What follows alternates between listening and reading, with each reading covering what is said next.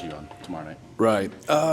I think anytime you have, a team, and I guess we can say we have it to a degree, but they play a couple different ways, obviously, when they have both their bigs in versus when Luke Goody plays the four. So, I think that's what jumps out more than anything. It's just making sure you're prepared, to how they play the game, with two different lineups during the course of the game. No matter who starts, at some point they'll have both bigs in. At some point they'll have him in, playing the four. And that normally ends up being Balo unless there's foul trouble. But you really don't know because, Malik's coming back from his injury. So he hasn't yet got the minutes that he had before because they're trying to wean him back in.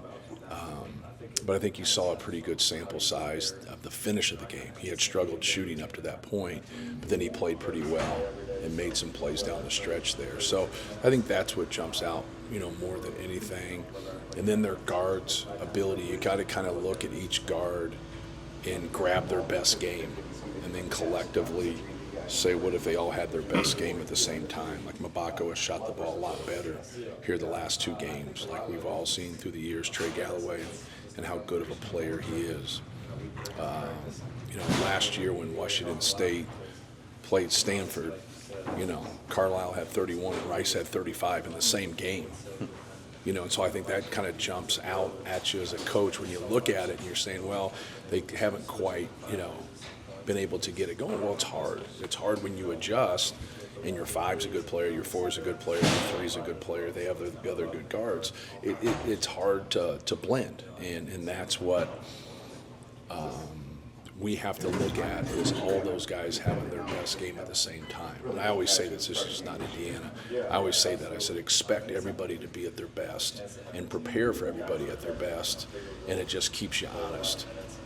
Even though like a guy doesn't shoot threes very much or whatever, like just don't hand him a three. Just don't give him a three. Like now if you have to help and stop and do things else and he gets one, then just organically that's cool. But that's the way we look at it. We look at that, however we play every team. But I think for them, it even holds more true because we've all seen, we played Balo at Arizona, so we've seen Balo dominate a game. We've seen Malik Renew dominate a game. We've seen Mabako go off for 25. I just mentioned two guys, that scored 30 in the same game. So, I can go on and on, right? So I think that's first and foremost for us is we have to give them our best crack, but we have to also walk into it thinking that we're going to get theirs also.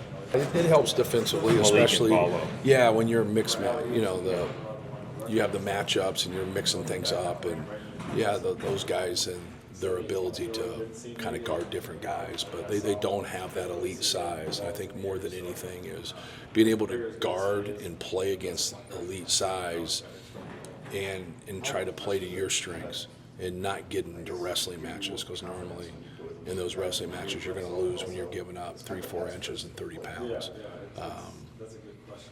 But those guys are tough covers. Balo was a tough cover for us when we played him in Arizona. We've obviously played Malik multiple times here at Indiana, and he's a really good player. But they got more players than just those two guys. They have a lot of really good players.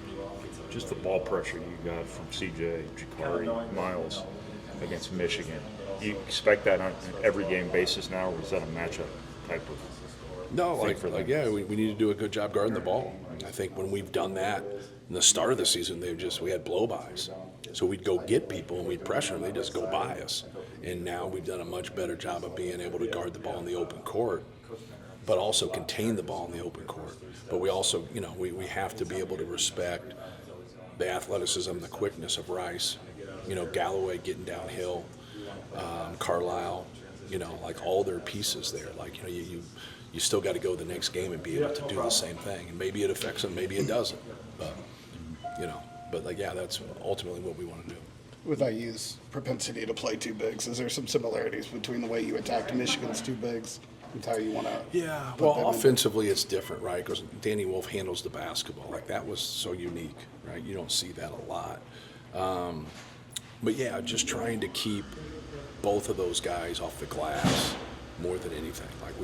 You work hard to stay out of rotations, and you get into rotations and then you have to box out Renault or Balo. they're normally going to get it. They've proven that. So you got to be able to stay out of those rotations so you keep that rebound responsibility. You go, now when you got to help as a big, you got to guard cracking and like, it just doesn't work. It's like the mouse and the elephant, right?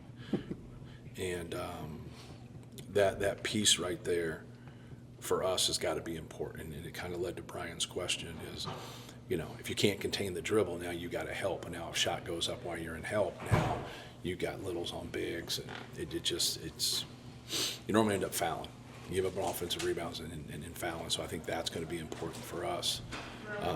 And we got to play in transition. Our numbers from transition has been good, but if we can cause turnovers or we can get defensive rebounds, you can get in transition. Well, if you can't cause turnovers and you can't get a rebound, it's going to eliminate your transition opportunities.